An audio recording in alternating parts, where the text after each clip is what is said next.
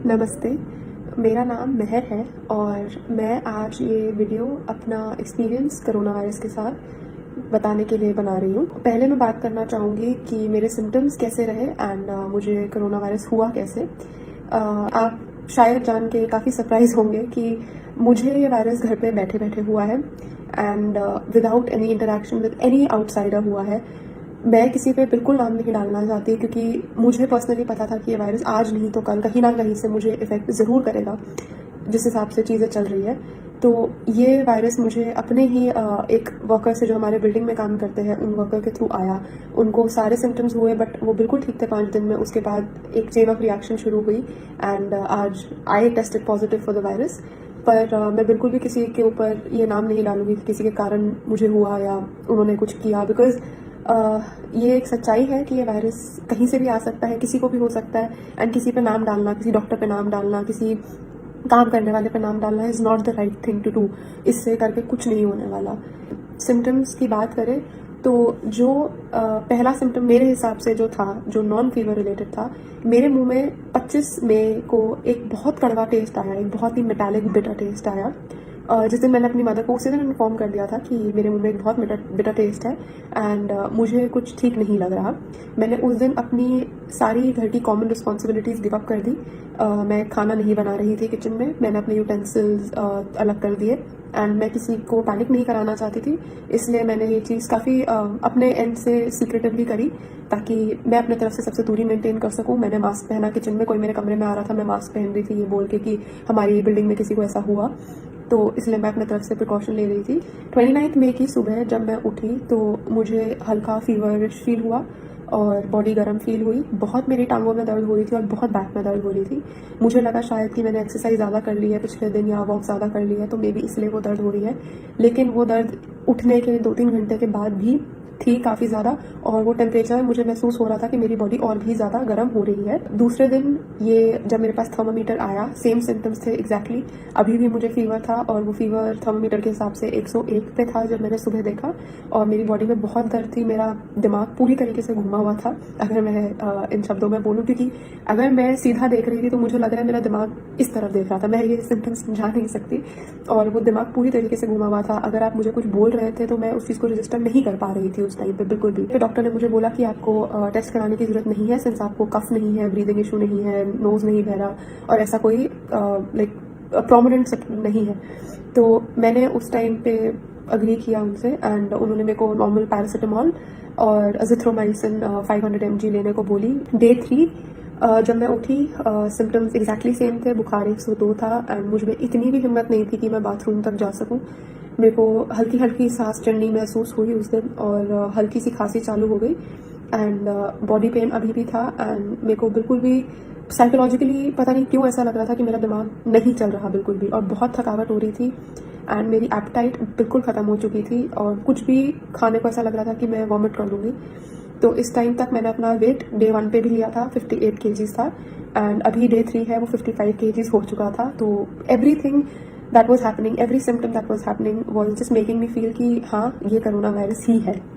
And day 4 जब मैं उठी मेरा फीवर 99 था, मुझे हल्की सी कफ थी, एपेटाइट नहीं थी, बट ओवरऑल मुझे बेटर फील हो रहा था काफ़ी।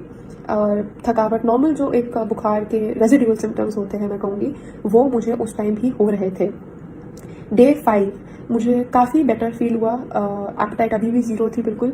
मैं ज़बरदस्ती फिर भी खा रही थी अपने तरफ से, थोड़ा बहुत जितना भी खाया जा रहा था मैं खा रही थी एंड मैं किचन में डे 5 पे गई थोड़ा सा, बट मैंने मास्क पहना, अपने तरफ से लाइक कम चीज़ें छुई बिल्कुल एंड डिस्टेंस मेंटेन करके रखा क्योंकि मुझे लगा कि बुखार चला गया है।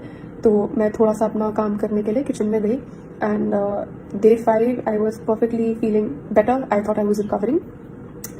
ऑन डे 6 मतलब अभी भी मेरे को ये सब थकावट और पेट में डिस्कम्फर्ट और ये सब चीज़ें महसूस हो रही थी। मैंने अपने फ्रेंड से फ़ोन पे बात करते हुए जब मैं वॉक कर रही थी, मैंने बताया कि जब मैं बात कर रही हूँ मुझे काफ़ी सांस चढ़ रही है एंड मतलब मेरी नॉर्मल कैपेसिटी ऐसी नहीं है कि मैं बात करते करते मुझे सांस चढ़नी शुरू हो जाए।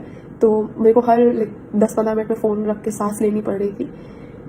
उसके बाद जब शाम को मैंने खाना खाया, दिन का खाना मुझे काफ़ी फीका लगा, शाम का खाना मैंने फिर खाया वो फिर फीका लगा। फिर उसके बाद 7वें दिन पे जब मैं सुबह उठी, मेरे को अच्छा फील हो रहा था काफ़ी, लाइक पहले से काफ़ी अच्छा फील हो रहा था। लेकिन 7वें दिन पे मुझे बिल्कुल टेस्ट और स्मेल आना बिल्कुल बंद हो गए। और मैंने उस दिन फिर डॉक्टर को कॉल किया एंड बोला कि प्लीज़ मेरे को टेस्ट कराने दीजिए। उन्होंने मेरे को मना कर दिया कि मैं प्रिस्क्रिप्शन नहीं दे सकता आपको टेस्ट के लिए। फिर मैंने किसी दूसरे डॉक्टर को कंसल्ट किया एंड मैंने उन्हें बोला कि मुझे अभी भी फीवर है, हल्का सा कफ है एंड ये सिम्टम्स है, आप प्लीज़ मेरे को प्रिस्क्रिप्शन दे दीजिए, मैं टेस्ट कराना चाहती हूँ। उन डॉक्टर ने अग्री किया और ये 8वां दिन था कि उन्होंने अग्री किया। मेरे को शाम को प्रिस्क्रिप्शन मिली एंड 9वें दिन पे सुबह ये प्रिस्क्रिप्शन अपलोड करी और अपॉइंटमेंट ली नेक्स्ट डे की, जो एक सैटरडे था। नेक्स्ट डे की मैंने अपॉइंटमेंट ली और उनका ईमेल आया सब कुछ सबमिट करने के बाद कि हमारी टीम आपसे कांटेक्ट करेगी। ऐसा नहीं है कि मैंने सबमिट की और कंफर्मेशन मिल गई मेरे को, बिल्कुल भी नहीं हुआ ऐसा। 11वें दिन पे हमने उनको फिर से फ़ोन करे और उन्होंने कॉल उठाया और कंफर्मेशन दी कि आपका जो एप्लीकेशन थी वो रिव्यू हो चुकी है, आप नेक्स्ट डे पे सुबह 11 बजे टेस्ट के लिए आ जाइएगा। तो 12वें दिन पे 3 दिन एक टेस्ट के लिए कोशिश करते करते 12वें दिन पे मुझे टेस्ट करने का मौका मिला। एनीवे 12वें दिन सुबह 11 बजे मैंने ड्राइव थ्रू टेस्ट बुक किया था। मैं गाड़ी में गई और टेस्टिंग प्रोसेस काफ़ी सिंपल था। उन्होंने मेरा नोज से स्वैब लिया और थ्रोट से स्वैब लिया और बोला कि पेमेंट कर दीजिएगा और आपको अगले 24 से 36 घंटे में आपकी रिपोर्ट मिल जाएगी। उसी रात 11 बजे 12 घंटे बाद एग्जैक्टली मेरे को मैसेज आया कि आपकी रिपोर्ट तैयार है एंड मैंने रिपोर्ट खोली 12वें दिन पे रात को। तो उस रिपोर्ट में था कि आप पॉजिटिव है एंड टू बी ऑनेस्ट मैं इस पॉइंट पे शॉक नहीं थी बिल्कुल भी, क्योंकि मैंने ऑनलाइन जहाँ तक पढ़ा था मेरे सारे सिम्टम्स कोरोना वायरस वाले ही थे और मैं अपने तरफ से सारे प्रिकॉशंस ले रही थी इस पॉइंट तक कि ये चीज़ आगे ना पहुँचे। बट आज डे 14 है, टेस्ट होने के 2 दिन बाद। मैं पिछले 5 दिन से कम्प्लीटली रूम के अंदर हूँ। उससे पहले भी रूम के अंदर थी बट कोई मेरा दरवाज़ा खोल रहा था और बात कर रहा था मुझसे, बट वो भी कम्प्लीटली बंद हो चुका है। तो 5 दिन हो गए हैं मेरे को कम्प्लीट आइसोलेशन में एंड डे 14 है। आज के जो मेरे सिम्टम्स हैं, I still have no taste, no smell. मेरी एपेटाइट थोड़ी सी वापस आई है बट अगर मैं कुछ खा रही हूँ अभी भी मेरे को काफ़ी उल्टी जैसा फील होता है और अभी भी काफ़ी थकावट है, बट उसके अलावा मुझे कोई सिम्टम नहीं है। और ये डे 14 है, जिस दिन से फीवर चढ़ा था उस दिन से लेके आज डे 14 है। और coming to the third thing, government ने क्या इनिशिएशन लिया ये जान के कि मुझे कोरोना वायरस है। मेरे को हेल्थ डिपार्टमेंट से फ़ोन आया लाइक उसी नेक्स्ट मॉर्निंग जब मेरे को टेस्ट मिला 12वें दिन पे। 13वें दिन मॉर्निंग मुझे फ़ोन आया संडे के दिन कि मैम आपने क्यों टेस्ट कराया, आपके क्या सिम्टम्स है, क्या आपके पास एक अलग बाथरूम है, आपके घर में कौन कौन है, क्या आपको पता है आपको कैसे हुआ। एंड मैंने वो सारी इन्फॉर्मेशन उनको प्रोवाइड करी और उनसे पूछा कि मेरे को आगे क्या करना है। उन्होंने बस मुझे बताया कि हम आपको HCQ that is hydroxy chloroquine I think भेजेंगे जो आपने अपनी मदर को देनी है। उन्होंने बस बोला कि गवर्नमेंट ऑफिशियल आएंगे, आपके घर के बाहर सर्कुलर लगाएंगे एंड सैनिटाइजेशन करेंगे, दैट्स अबाउट इट। और अगर आपको कोई भी ज़रूरत है तो प्लीज़ इस हेल्पलाइन पे फ़ोन कीजिएगा एंड हम एम्बुलेंस या जो भी हो सके भेजेंगे। And next day government officials, day 14 जो आज है, आज सुबह गवर्नमेंट ऑफिशियल्स जो वर्कर्स हैं वो मेरे घर आए नीचे तक। उन्होंने बस एंट्री वे मेरी बिल्डिंग का सैनिटाइज करा, फ़ोटो खींची एंड चले गए। ये मेरी अब तक की जर्नी रही है कोरोना वायरस के साथ एंड आगे भी जो भी होगा I will try my best कि मैं अपडेटेड रखूँ ताकि आगे ये एक्सपीरियंसेस किसी को भी हो। प्लीज़ 5 चीज़ें याद रखिएगा। नंबर 1, अगर आपको हल्का सा भी अनवेल फील होता है, आपको लगता है कि आपको बुखार खांसी हल्का सा भी लग रहा है ना, अपने आप को अलग कर लीजिए, अपने बर्तन अलग कर लीजिए, अपने रूम में आइसोलेट हो जाइए अगर आपके पास ऑप्शन है, अपना बाथरूम अलग कर लीजिए।